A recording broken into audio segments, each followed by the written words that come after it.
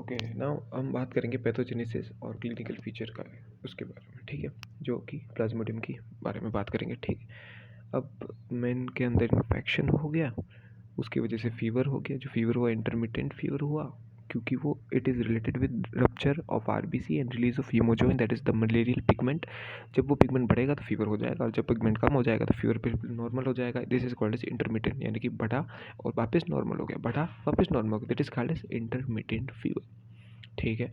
अब भाई incubation period होता है, वो अपने याद करना होता है कितने दिन बाद उसका एक्चुअली इंक्यूबेट हो जाएगा, उसका इफेक्ट आने लग जाता है, दैट्स काइंड ऑफ थिंग। उसके इन्फेक्शन से लेकर उसमें इफेक्ट जो आने लगेगा, दैट्स कॉल्ड इंक्यूबेशन पीरियड, ठीक। 10 से 14 दिन होता है प्लाज्मोडियम वाइवेक्स में और प्लाज्मोडियम फैल्सिफेरम में, ठीक। ओवेल में भी ये होता है। बस हमें याद रखना है कि जो प्लाज्मोडियम मलेरिया है उसमें 28 से 30 दिन होता है, बाकी तीनों में 10 से 14 दिन होता है। बस ये चीज़ हमको पता होनी चाहिए। अब भाई क्लिनिकल फीचर की बात करें तो क्या क्या हो सकते हैं, तो वो है फेब्राइल पेरोक्सिज्म हो सकता है, एक अनीमिया हो सकता है, एक स्प्लीनोमेगली हो सकता है। सबसे पहले अनीमिया हो सकता है, क्यों हो सकता है, थोड़ी बुद्धि लगाओ। रेड सेल्स जो है आरबीसी रप्चर हो रही है, there is decreasing in number, so obviously it can cause anaemia as it causes loss of haemoglobin, okay, ठीक है भाई, ये समझ में आ गया। स्प्लीनोमेगली क्यों हो सकता है, कि हम पढ़े हैं ना कि जो स्पोरोसाइट्स है, हम ये भी पढ़े जो कि metasites and all kind of things, ये क्या करते हैं, ये पर्टिकुलरली कोई ऑर्गन्स हैं जैसे कि स्प्लीन हो गया, इनमें क्या है, इनमें प्रेजेंट होते हैं, इनमें प्रेजेंट होंगे और क्या करवा रही है, ब्लड सेल का डिस्ट्रक्शन करवा रहे, increase in blood cell destruction, it will directly effect spleen as spleen is the graveyard of RBC. तो ऑब्वियसली स्प्लीन का काम बढ़ जाएगा, तो काम बढ़ेगा तो उसके साथ उसको बढ़ना पड़ेगा, तो this called is splenomegaly, simply conceptual thing, okay. अच्छा, अब अपने पढ़ा है there is no relapse in plasmodium falciparum, क्यों नहीं होता, क्योंकि उसका जो पैरासाइट्स है वो नहीं सोता है, there is no dormant stage, और रिलैप्स के लिए रेस्पॉन्सिबल होता है डोरमेंट स्टेज, ठीक है, क्लियर। अच्छा, अब क्या बात करते हैं भाई, एक डिफरेंस जो हमें सिंपल सा पता होना चाहिए, plasmodium falciparum young as well as old, हर तरह के आरबीसी को ये अफेक्ट करता है, हर तरह के आरबीसी में ये रहता है, ठीक। जबकि जो वाइवेक्स है ना, वो केवल यंग इरिथ्रोसाइट्स को ही अफेक्ट करता है, ठीक, ओके। अच्छा, अब हम बात करें febrile paroxysm. Febrile is something like fever, fever जैसे सिम्टम एसोसिएटेड होना, उसको बोलते हैं फेब्राइल। पेरोक्सिज्म का मतलब वो चीज़ रिकरेंट हो जाए, वो चीज़ बार बार हो जाए, ठीक। अब तो भाई ऐसे फीवर जैसी चीज़ें बार बार हो रही है, ठीक है, वापस सही भी हो रही, वापस हो रही है, बार बार उसके एपिसोड्स आ रहे हैं फीवर जैसी चीज़ों को, तो उसको बोलते हैं हमें फेब्राइल पेरोक्सिज्म। 3 स्टेज में होती है भाई, कितने, 3 स्टेज। तो सबसे पहले कोल्ड स्टेज, दूसरी हॉट स्टेज और तीसरी स्वेटिंग स्टेज। नाम से ही पता पड़ता है भाई, कोल्ड स्टेज में ठंड लगेगी तो उसको दूजनी छूटेगी, what do you mean by दूजनी, इट्स कॉल्ड शिवरिंग, कंप आएगा वो, ठीक है। उसके अलावा हॉट स्टेज होती है, हॉट स्टेज में क्या होगा, फीवर होगा, obviously high fever, that is wise hot fever होगा। और बेसिक ये 2-3 चीज़ें तो सब में होती है, जैसे किसी भी हेडेक हो गया, नोजिया, वोमिटिंग, ये तो ऑलमोस्ट हर ड्रग के साइड इफ़ेक्ट भी हैं, ठीक। और तीसरी स्वेटिंग स्टेज में बहुत सारा पसीना होगा, तो ज़्यादा दिमाग लगाना नहीं, सिंपल सी बात है, ठीक। और हमने पढ़ा है फेब्राइल पेरोक्सिज्म जो है वो इरिथ्रोसाइटिक साइटोकेमिक से रिलेटेड होगी, क्योंकि जब जब ब्लड रप्चर होगा तब तक हीमोजोइन रिलीज होगा और तब तक ये दिक्कतें होगी जीवन में, ठीक है। समझ में आ गई बात, बहुत सिंपल सी चीज़ है, ठीक। अच्छा, अब क्या है भाई कि 48 आवर की जो साइकिल है इरिथ्रोसाइटिक साइटोकेमी में, ठीक है, वो हर तीसरे दिन होती है प्लाज्मोडियम वाइवेक्स में, ठीक है। और यही स्टेज होती है 72 आवर साइकिल की होती है इसकी, तो वो हर चौथे दिन होगा प्लाज्मोडियम मलेरिया में, ठीक है। ये नॉलेज की बातें थी, ध्यान रखना है, क्या रखना है कि भाई जो प्लाज्मोडियम वाइवेक्स में है उसमें हर तीसरे दिन ये स्टेज होगी, जबकि जो प्लाज्मोडियम मलेरिया है उसमें हर चौथे दिन स्टेज होगी, सिंपल सी बात है, काम क्लियर। अब मलेरिया के बाद अब हम बात करेंगे प्लाज्मोडियम फॉल्सिफेरम जो है वो सबसे ज़्यादा कॉम्प्लिकेटेड है, सबसे ज़्यादा सीरियस मलेरिया है, ये हमें पता ही है ऑब्वियसली। अब ठीक है, तो उसमें दूसरे इन्फेक्शन भी हैं, मतलब जैसे कि जो प्लाज्मोडियम का जो इन्फेक्शन है ना, उसमें अलग अलग और भी कई सारे क्लिनिकल फीचर्स है, जैसे कि परनीसियस अनीमिया और ब्लैक वाटर फीवर। अब भाई ढंग से समझना, बहुत सिंपल सी चीज़ है, परनीसियस मलेरिया, ठीक है। अब यार नाम सुन के लगता है लोगों को कि परनीसिस मतलब विटामिन B12 का होगा, नहीं नहीं नहीं, ऐसा नहीं है, ठीक। अब परनीसिस एनीमिया की बात करें, ठीक है, ये फाल्सीफेरम से होता है, आपको पता है। इसलिए होता है क्योंकि हैवी पैरासाइटाइजेशन हो जाता है, पैरासाइट बहुत ज़्यादा फैल जाता है, ठीक है, बहुत ज़्यादा पैरासाइट्स आ जाते हैं, ठीक। उसकी वजह से होता है। इसमें कुछ ग्रुप्स होते हैं, ठीक है।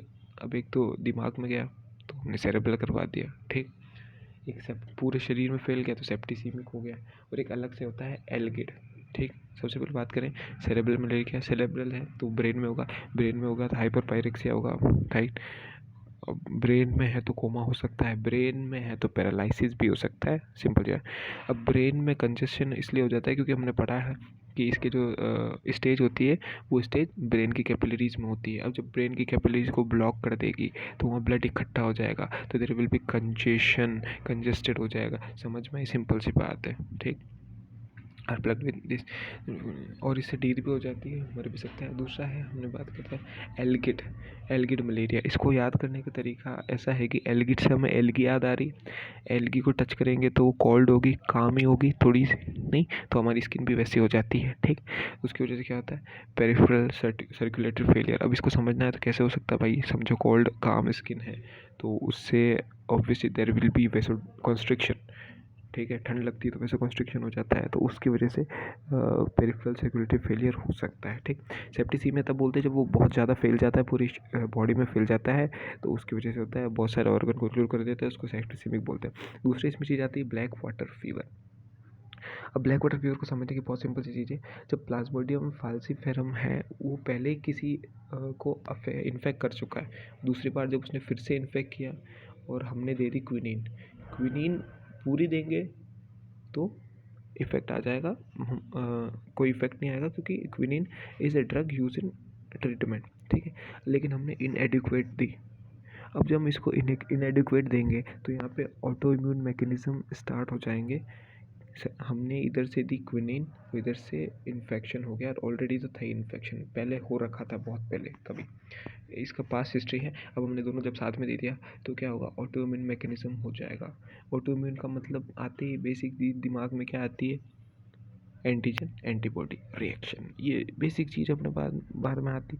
तो एंटीबॉडीज़ बन जाएगी और एंटीजन एंटीबॉडी बन जाएगी, क्विनीन की वजह से बनेगी, कौन सी, आईजीएम।